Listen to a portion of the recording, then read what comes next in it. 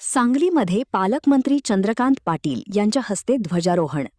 सांगलीमध्ये देशाचा 80वा स्वातंत्र्य दिन मोठ्या उत्साहात व दिमाखात साजरा करण्यात आला।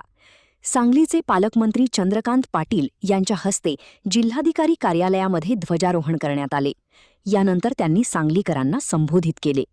ध्वजारोहण प्रसंगी जिल्हाधिकारी मैना घोष, पोलीस अधीक्षक तुषार दोशी आणि सांगली मिरज कुपवाड महानगरपालिकेच्या आयुक्त संजिता महापात्रा उपस्थित होत्या।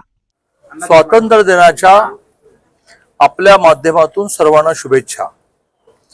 स्वातंत्र्यापूर्वी त्यावेळेचे जे समाज धोरण होते, मग ते लोकमान्य टिळक असतील, स्वातंत्र्यवीर सावरकर असतील, जवाहरलाल नेहरू असतील, महात्मा गांधी असतील, आणि देशासाठी मेलं पाहिजे अशा प्रकारचं आवाहन केलं।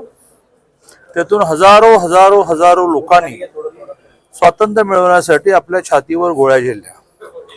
15 ऑगस्ट 1947 ला स्वातंत्र्य मिळाल्यानंतर आता देशासाठी चांगलं जगलं पाहिजे अशा प्रकारचं आवाहन करण्याची आवश्यकता आहे।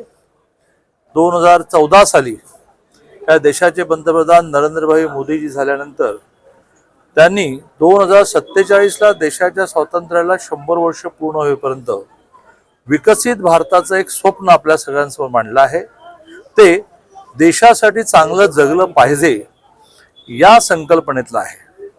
या देशातला प्रत्येक माणूस त्याच्यापुरता चांगला जगला तरी सुद्धा देश कुठल्या कुठे जाणार आहे। 142 कोटीचा देश भागिले 4 इतक्या फॅमिलीज, याने आपल्या कुटुंबापुरतं आम्ही देशासाठी जगू।